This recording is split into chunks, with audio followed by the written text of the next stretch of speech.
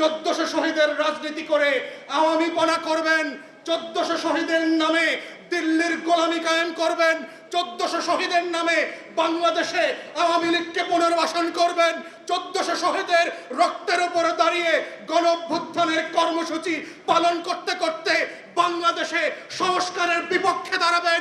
সেই বাংলাদেশ আমরা হতে দেব না, খোদার কসম।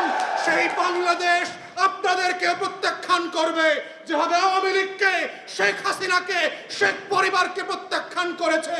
শেখ পরিবারের মূর্তি ভেঙে ভেঙে যেভাবে আওয়ামী লীগের রাজনীতিকে নাই করে দিয়েছে, আপনারাও বাংলাদেশের রাজনীতিতে নাই হয়ে যাবেন যদি ওই আওয়ামী ফ্যাসিবাদ বিরোধী আন্দোলনের বক্তব্যগুলো পরিবর্তন করতে না চান, নিজেদেরকে বদলাতে না চান, নতুন বাংলাদেশ গড়বার ক্ষেত্রে আপনার ভূমিকাকে প্রশ্নবিদ্ধ করেন, তাহলে ইতিহাস থেকে শিক্ষা নেন।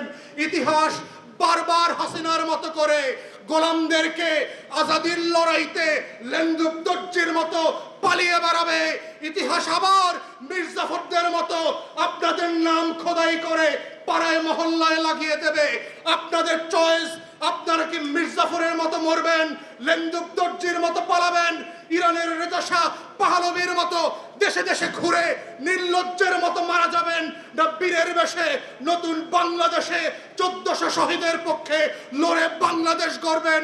এটা আপনার চয়েস। বিএনপিকে কঠিনভাবে সতর্ক করেছেন। এটাই